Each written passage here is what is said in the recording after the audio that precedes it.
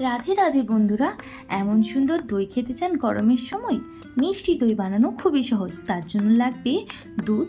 এদিকে দুধ আমরা গরম করে নেব, আর অন্যদিকে একটি পাত্র নিয়ে আমাদের করে নিতে হবে কিছুটা চিনি মেল্ট। ভালো করে এইভাবে মেল্ট করে নিয়ে আমাদের অল্প অল্প করে দুধ এটাতে মিশিয়ে নিতে হবে। মিশিয়ে নিয়ে তারপরে আমরা এই মিশ্রণটাকে পুরোপুরি দুধের সাথে মিশিয়ে কিছুটা ফুটিয়ে নেব। অন্যদিকে আমাদের লাগবে দই, যেটা আমাদের জল ঝরিয়ে রাখতে হবে। এই জল ঝরানো দইটাকে ভালো করে ফেটিয়ে নিতে হবে। তারপরে যেই পাত্রে আপনি দই বসাতে চান তাতে এইভাবে ব্রাশ করে নেবেন। দেন ওই মিশ্রণ দুধটাকে আমরা ভালো করে ছেঁকে নেব, যাতে কোনো দানাভাব না থাকে।